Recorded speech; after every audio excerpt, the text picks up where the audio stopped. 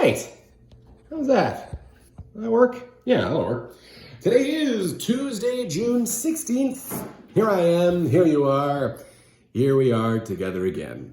Today is a Berenstain Bears book, one of my top 5, maybe top 3 favorite Berenstain Bears books, written by Stan and Jan Berenstain. It looks like it's spelled Berenstain, but I think you pronounce it Berenstain. This one is The Berenstain Bears, No Girls Allowed. Uh-oh, looks like brother and sister are about to get in a fight of some kind. Let's take a look. And how about that? Look at that. There's my name. There's my name right there. This is a book that I had when I was a kid. Is it so important that he and she bears aren't the same when what really matters is how we play the game? Maybe that makes sense to you now. Maybe it doesn't, but we're going to find out. Look at this. This is interesting. This is the front cover from Sister's perspective. And here on the title page, we see it from Brother Bear's perspective. You can see just how sad she looks. Oh man, I don't want Sister Bear to be sad. Let's see what's going on here. Ever since Sister Bear had been a tiny cub, she liked to tag along and play with Brother Bear and his friends. It was a bit of a nuisance because she slowed down the running. She's saying, "Wait for me." She's a little cub there. Oh, there's Brother. He's okay with it, but his friends are annoyed.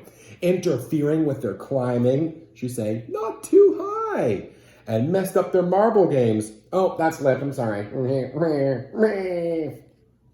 she messes up. Boys just want to be boys, and she's messing it up. But as she grew older, things changed. She liked to tag along with her older brother and his friends, and it was no longer a bit of a nuisance. It was a big nuisance. Big problem. She got to be a fast runner and outran brother and his friends. "Look at her go," said Papa. There she goes. She got to be a good climber and out-climbed them. "Oh dear," said Mama, "I do wish she'd be more careful." And she won all the marbles. "Goodness, I hope they're not playing for keeps," said Mama. So yeah, now she's making the boys even more upset because she's winning all their games. Nobody likes to lose, especially boys. And girls do. "It certainly is good to see Sister and Brother and their friends playing so nicely together," said Papa. "Look, they're organizing a baseball game." "Yes," said Mama, "but it does worry me just a little that Sister is the only girl in the group." "Now, Mama," said Papa, "it's not whether you're a he or she that counts. It's how you play the game." Oh, that's at the beginning. Look, she just hit a home run. Oh, how about that? All right. Fantastic. "I agree," said Mama, "but think back. How would you have liked it if when you were a cub, some little girl could outrun, outclimb, and outhit you?" Papa thought for a moment. "I wouldn't have liked it," said Papa. So now they're both aware, there could be a problem here. Brother and his friends didn't like losing either. And what made it worse was the way Sister celebrated every time she won. Her victory dance and cartwheels were annoying, but it was the war whoops that really got on everybody's nerves. So when she wins, she doesn't just win saying, "Oh, that's awesome, I won the game, that's cool." She's like, "Ha ha, a little bit, ha ha, I beat you, you lost." She's not a gracious winner. Then one day, when Sister was planning her to tag along as usual, her playmates were nowhere to be seen. No matter, she thought, and she went about her business. She picked wildflowers for Mama and jumped rope with some butterflies, so she made her own fun. When there were no cubs around the next day, she was puzzled, but there was plenty to do. She had a tea party for her dolls, and she read some books. Well, she's making do. But on the third day, she began to wonder what was going on. "Where are those cubs? Where are those cubs?" she said aloud. "They weren't in the old climbing tree. They weren't playing marbles. And they certainly weren't on the baseball field." She's wondering where they are. As she stood on the deserted field, wondering where everybody was, she heard voices. They sounded like cubs' voices, and they were coming from the thicket, from the forest. She followed the sound into the thicket. What were those cubs up to? When she reached the edge of Frog Pond, she found out. What they were up to was building a secret clubhouse on Berry Bush Island in the middle of Frog Pond. It had peepholes, watchtowers, and a little bridge. It was almost like a castle. What a wonderful surprise! So this is here at the beginning here. She's seeing the clubhouse. She thinks, "Oh wow, that's cool, guys. Let's go play in it." But look at the boys' faces. Some of them some of them, this guy over here, they already have those eyebrows going down, and that means, oh, no, we don't like you anymore. We don't want you part of our gang. Oh, Brother Bear, too. Brother Bear has that face saying, not so fast, sister. Hi, gang, she shouted. She was so excited that she did her celebration dance, complete with cartwheels and war whoops. But Brother and the other boys didn't answer Sister's happy cry. Instead, they ducked inside, then reached out and put the finishing touch on their new clubhouse. A sign that said Bear Country Boys Club. No girls allowed. Oh boy, here's where the real problem is. Well, the problem started a while ago, but now it's kind of brewing. It's brewing and it's over. It's brewing over the top of the pot. I don't even know what I'm talking about anymore. But yeah, no girls allowed. She can read. She knows what that means. As Sister stood there trying to think what to do next, there was a creaking sound. The bridge was a drawbridge, and they were cranking it up. Her heart was broken. It isn't fair, she wailed, and she ran home from the thicket. Oh, she's so sad. You're absolutely right. That's what I think he's saying. Get a load of him here, and here's my Papa Bear impression. You're absolutely right, roared Papa. It isn't fair. Come, we're going back there and make them take them into their silly club, and if they don't, I'm gonna tear that clubhouse from limb to limb. So he's coming to the aid of his daughter. That's nice. But Mama stopped them. I don't think that's the answer, she said. Those boys are being very unfair. Sometimes boys act that way. So do girls. So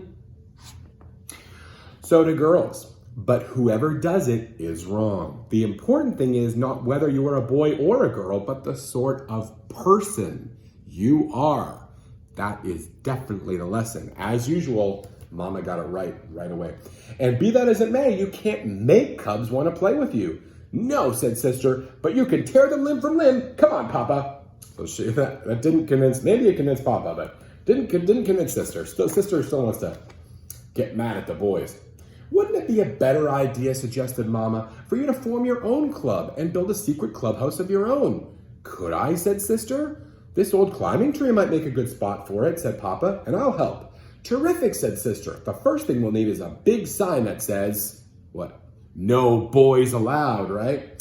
No, said Mama. The first thing you need for a club is members. That part turned out to be easy. News of the No Girls Allowed Club traveled fast, and there were quite a few other sisters who didn't like the idea of being left out.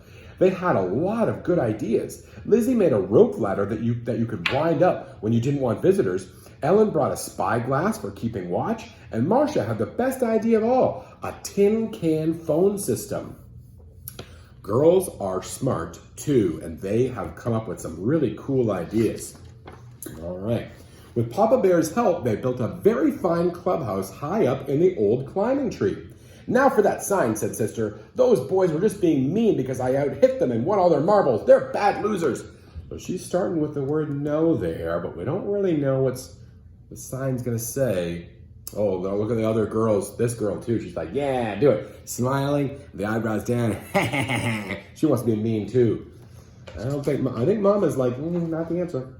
I suppose that's true, agreed Mama. But there's such a thing as a bad winner, too. Someone who makes a big braggy show every time she wins. Sister Bear knew exactly who Mama was talking about. But it still isn't fair, Sister said. Well, said Mama, I think we can work things out. But first we have to celebrate the opening of our very special clubhouse with some very special refreshments. Barbecued honeycomb and salmon. Now, if there's anything cubs are crazy about, it's barbecued honeycomb and salmon. Girl cubs and boy cubs. So Papa loaded up the barbecue. The yummy smells reached into the thicket and floated right under the noses of the members of the Bear Country Boys Club. Here's the smell line, the smell line that's going all the way into the forest. And now the boys can smell it. And they're like, whoa, that smells good. Who followed their noses back to where the members of the Bear Country Girls Club were just pulling up their rope ladder. Something sure smells good, said Brother. Speaking into the phone, the girls took a vote and decided to invite the boys up for some honeycomb and salmon. So the girls did the right thing there. How would you like to come back to our place for dessert, said Brother. Our berry crop is ripe for the picking. That's nice. Always has a happy ending, the Berenstain Bears. That's why I like them. Here's the last page. Love to, said Sister. And while the whole gang headed back for Frog Pond, Brother ran ahead and quickly changed the clubhouse sign to say, Bear Country Boys Club, Girls Welcome. The berries were delicious. So they learned a lesson. The boys learned a lesson. And it was because of the girls' good example that the boys realized, you know what? We're being mean. Let's be nice. Let's be nice and just be good people, or good bears in this case.